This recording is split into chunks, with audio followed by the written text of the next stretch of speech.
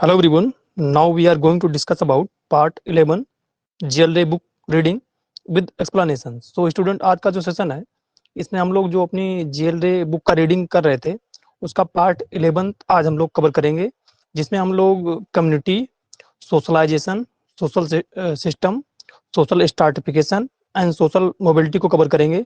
तो हम लोग सेशन स्टार्ट करते हैं। आपका मॉक टेस्ट मैंने ऑलरेडी शेड्यूल करके डाल दिया। जब अभी 6 को एक मॉक टेस्ट है, उसके बाद हमारा 8 को है, उसके बाद हमारा 12 को है, 15 को है, एंड इसके बाद 5 दिन का हम लोगों ने गैप रखा है ड्यू टू हॉलीडे की, फेस्टिवल की काफ़ी दिन का छुट्टियाँ, और लड़के जो भी हैं सब अपने अपने एज ए हाउस को जाएंगे। इस वजह से मैंने 20 को रखा है आपका एक मॉक टेस्ट। तो सेशन आज का हम लोग स्टार्ट करते हैं। फर्स्ट ऑफ ऑल देखते हैं community. What is community? Community क्या होता है? तो चिदम्बर ने 1990 में कम्युनिटी की डेफिनेशन दी थी, उसको हम लोग देखते हैं।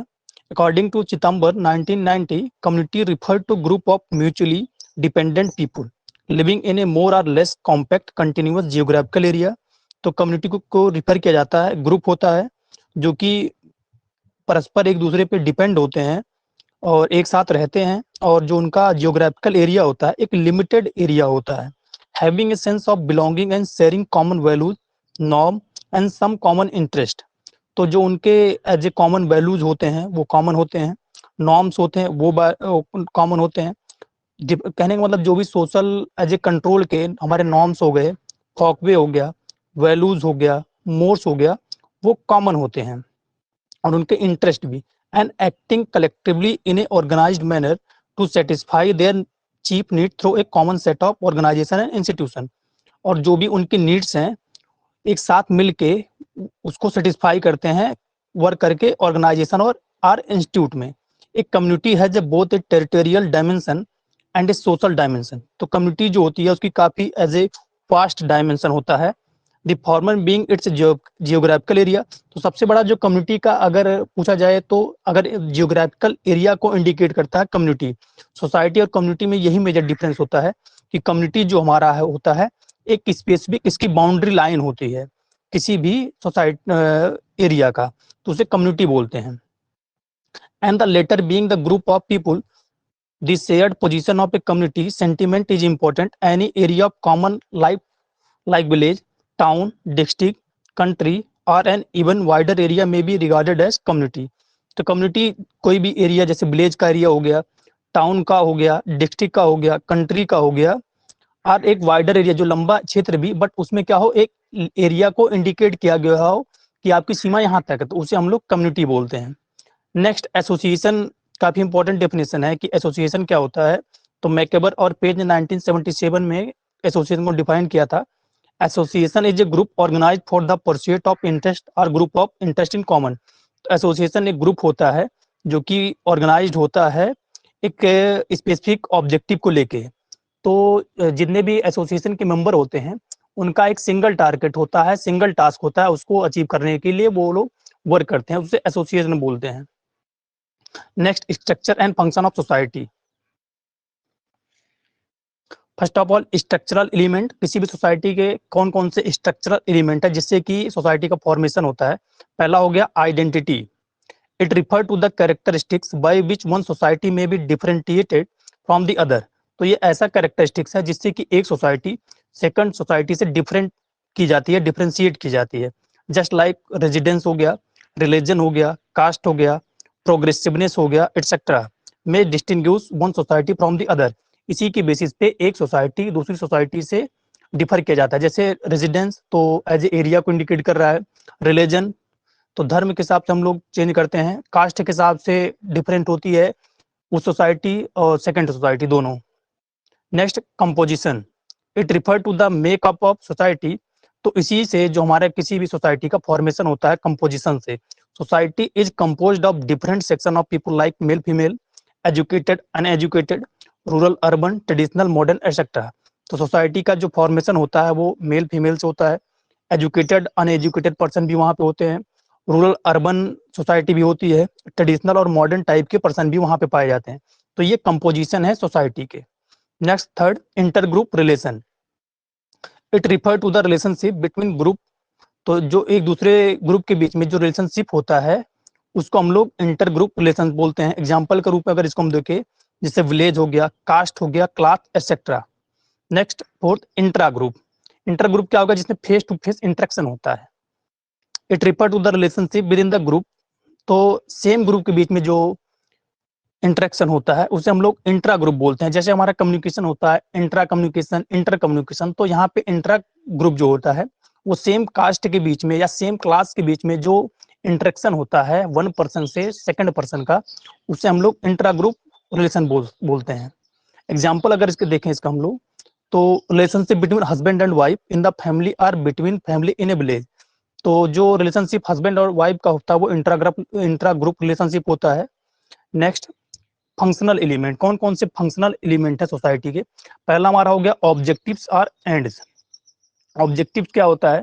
तो ऑब्जेक्टिव की डेफिनेशन एग्जाम में पूछी जाती है, expression of toward which our efforts are directed. मतलब कि हमने एक स्पेसिफिक एरिया को डिसाइड किया और उसी के लेके हमने अपना वर्क स्टार्ट किया, तो उसी को ऑब्जेक्टिव्स बोलते हैं।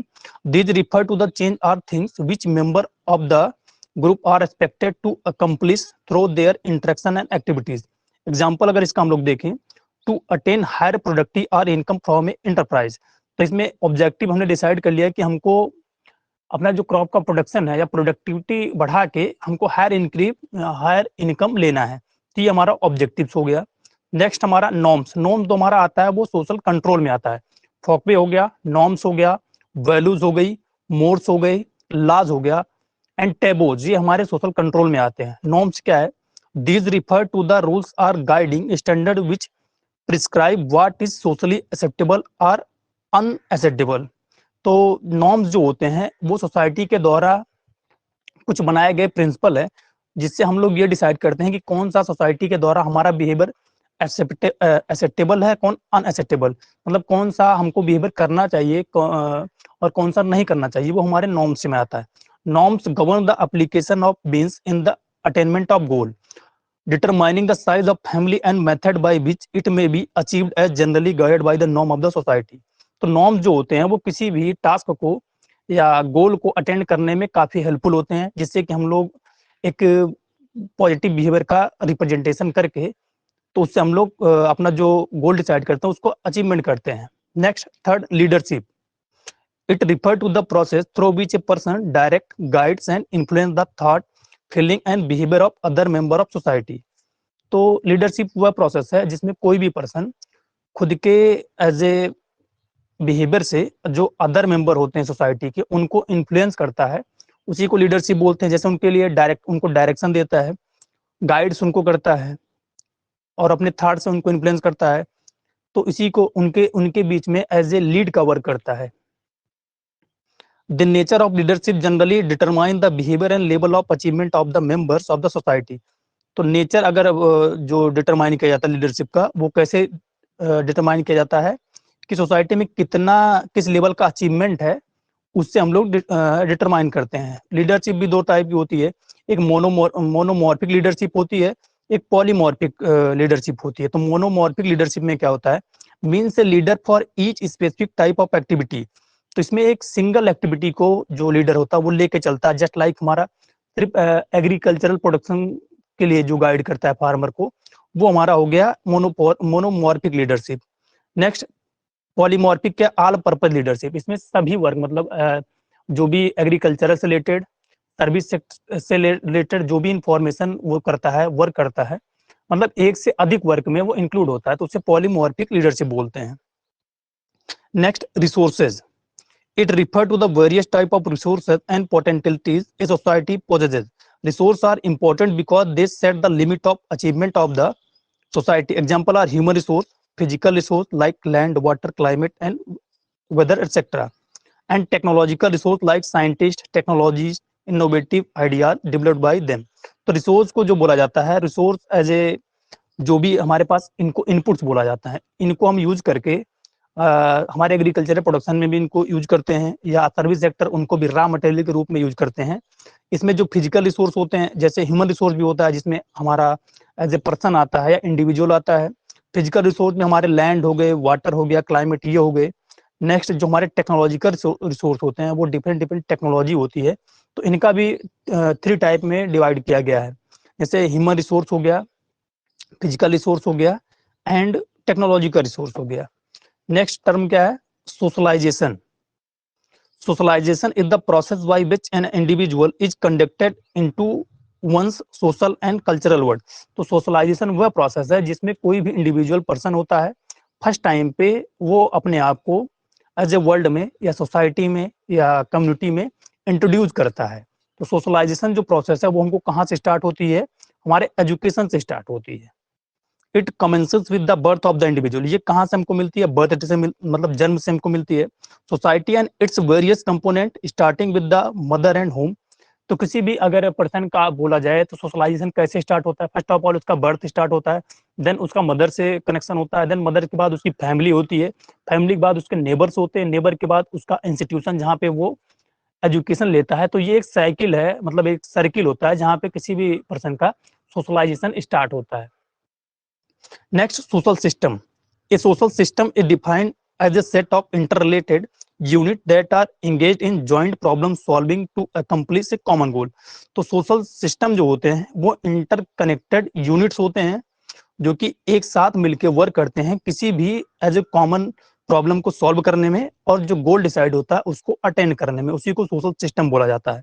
The member or unit of social system may be individual, informal group, organisation or sub system. तो ये इंडिविजुअल भी हो सकता है, इनफॉर्मल ग्रुप्स भी हो सकते हैं, ऑर्गेनाइजेशन भी हो सकते हैं और एसोसिएशन भी हो सकते हैं। जैसे फॉर्मल इनफॉर्मल दोनों हो सकते हैं ये, तो वो सोशल सिस्टम होता है। Next, social stratification. तो सोशल स्ट्रैटिफिकेशन क्या है? सिंपल सी डिफिनेशन अगर इसका बोला जाए, division of society into social group. तो जो सोसाइटी होती है वो जब डिफरेंट डिफरेंट ग्रुप में उसका डिवाइड हो जाता है तो उसी को हम लोग सोशल स्ट्रैटिफिकेशन बोलते हैं। ये क्यों होता है? Due to differentiation evaluation. और इसका जो मेजर इशू होता है सोशल स्ट्रैटिफिकेशन का वो हमारा कास्ट हो गया एंड क्लास। कास्ट और क्लास ही सबसे ज्यादा सोशल स्ट्रैटिफिकेशन हमारे सोसाइटी में क्रिएट करने के लिए रिस्पॉन्सिबल है। Social stratification is the arrangement of individual or group of people into hierarchically arranged strata in community. तो सोशल स्ट्रैटिफिकेशन अरेंजमेंट है इंडिविजुअल का और ग्रुप का, जिसमें एज ए हायर से लोअर की तरफ पर्सन एक दूसरे कम्युनिटी में अरेंज होते हैं। Even in what appear to be homogeneous community there may be internal inequalities, division और डिस्टिंक्शन। मान लीजिए एक कोई सेम सोसाइटी भी है या सेम कास्ट है, वहां पे भी सच टाइप की इनइक्वलिटी, डिवीजन और डिस्टिंक्शन पाए जाते हैं। These distinction become patterned and stabilized over time with unequal distribution of privatized power and status position। और ये कैसे होता है? जैसे एज ए फिजिकल एबिलिटी, जितने आपके पास फिजिकल फैसिलिटी अवेलेबल है उसी के बेसिस पे ये जो हमारे स्ट्रैटिफिकेशन ये भी क्रिएट होता है। कैसे क्रिएट हो? जैसे हमारा पहला वेल्थ हो गया, wealth also responsible for the social stratification, its quantity and quality, for example income, living standard। तो वेल्थ क्या हुआ? ये क्वांटिटी और क्वालिटी है फिजिकल फैसिलिटी की। और जैसे इनकम के बेस्ड पे सोसाइटी में आपकी इमेज होती है, लिविंग स्टैंडर्ड के बेसिस पे आपको सोसाइटी में एज ए रिस्पेक्ट मिलती है। नेक्स्ट हमारा एंसेस्ट्री, इसमें nationality, ethnic background, length of resistance in the area, family, reputation etcetera. Ancestry मान लीजिए एज ए प्रेस्टिजियस आपका सोसाइटी में कितना है, आप नेशनल के लिए कितना इंपॉर्टेंट है, इथनिक आपका इथनिक बैकग्राउंड कितना है, एंड आपका घर का एज ए साइज बोला जाए तो कितना बड़ा है, उसके बेसिस पे भी आपको सोसाइटी में इस मतलब लोअर क्लास में, मीडियम क्लास में, हायर क्लास में रखा जाता है। Next, functional utility of individual, education, occupation, skill etcetera.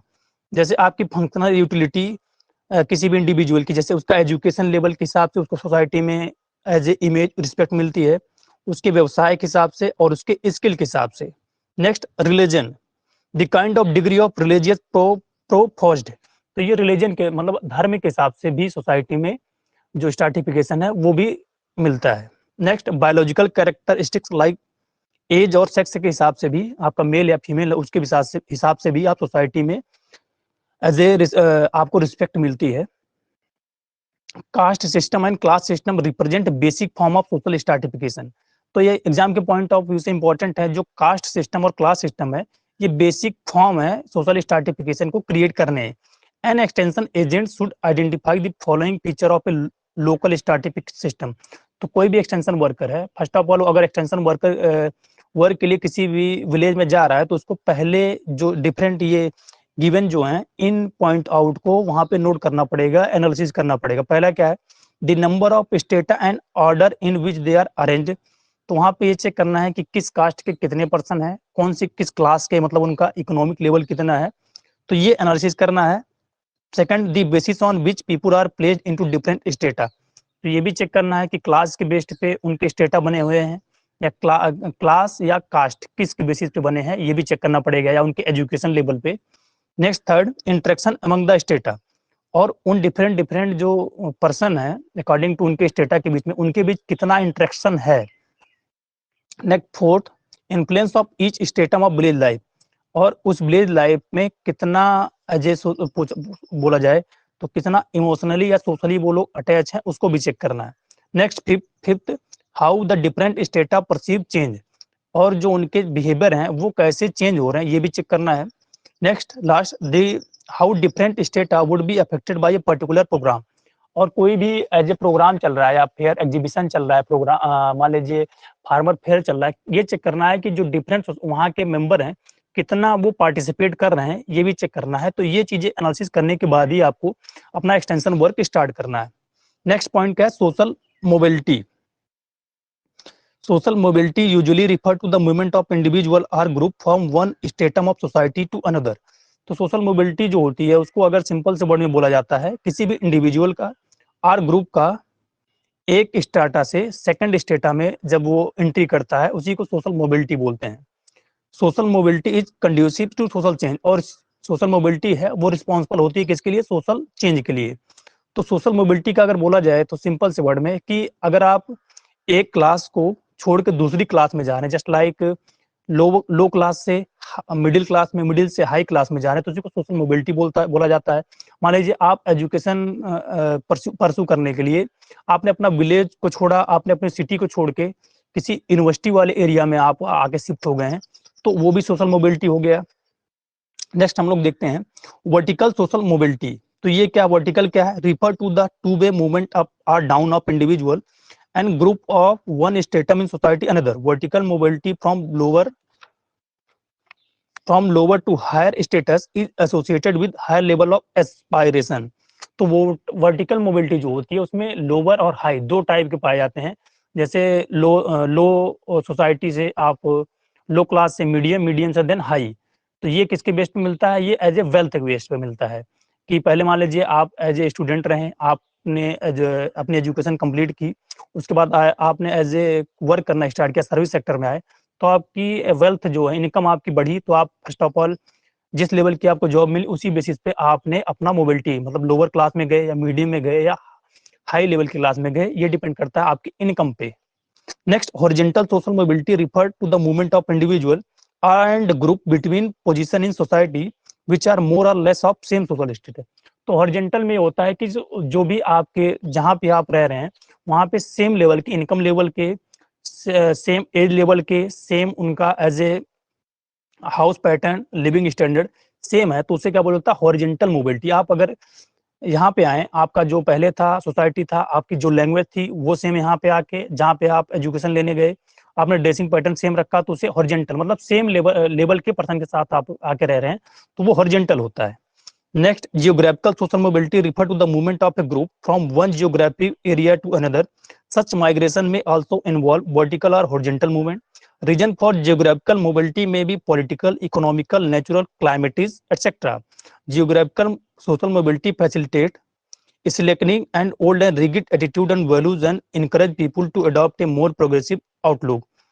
तो जियोग्राफिकल ऑलरेडी मैंने एक्सप्लेन किया कि आप एक स्थान को छोड़ के दूसरे स्थान पे जब आप जाके शिफ्ट हो जाते हैं, मतलब आप मान लीजिए पहले लखनऊ में रहते थे या किसी अदर स्टेट में रहते थे, आप दूसरे स्टेट में जाके वहां पे रहने लगे, तो उसी को जियोग्राफिकल इंडिकेशन बोला जाता है। इसका जो रीजन होता है, पहला ये हो गया कि आप एज ए सर्विस सेक्टर में आ गए, तो आपने उस अपने जो पहले प्रीवियस निवास, मतलब रेजिडेंस को आप छोड़ के दूसरे रेजिडेंस में रहने लगे, ये हो गया। सेकंड ये हो गया नेचुरल क्लाइमेटी, जस्ट लाइक फ्लड आ गई, या ये भी रीजन हो गए, डिजास्टर आ गया, ये हो गया। नेक्स्ट एक इंपॉर्टेंट पॉइंट है जो कि एग्जाम में पूछा भी जाता है, an open class system facilitate upward mobility of individual and group. तो ओपन क्लास सिस्टम क्या होता है? ओपन क्लास सिस्टम ये होता है सोसाइटी में कि आपको खुद के एफर्ट के, हार्ड वर्क करके, एफर्ट करके आप अपने आप को किस लेवल पे ले जा सकते हैं, अचीवमेंट कर सकते हैं, उसी को ओपन क्लास सिस्टम बोला जाता है। यहाँ पे कोई भी रिस्ट्रिक्शन नहीं होती है। तो अगर ओपन क्लास सिस्टम है तो आप मैक्सिमम से मैक्सिमम एफर्ट करके, हार्ड वर्क करके आप अपने लोअर सिस्टम को, लोअर से आप मीडियम में, मीडियम से हाई में जा सकते हैं। तो ये एज ए चांस देता है सोसाइटी के मेंबर को कि आप खुद के एफर्ट से अपना डेवलपमेंट, ओवरऑल डेवलपमेंट करें। सो स्टूडेंट, मैं सेशन एंड करता हूँ। नेक्स्ट हमारा जो सेशन होगा उसमें social interaction and social institution, third वाला हमारा सेशन तो सोशियोलॉजी का होगा। तो आप लोग मॉक टेस्ट अटेम्प्ट करिए। मैं सेशन एंड करता हूँ। जो भी स्टूडेंट कनेक्टेड रहे, थैंक यू फॉर लिसनिंग।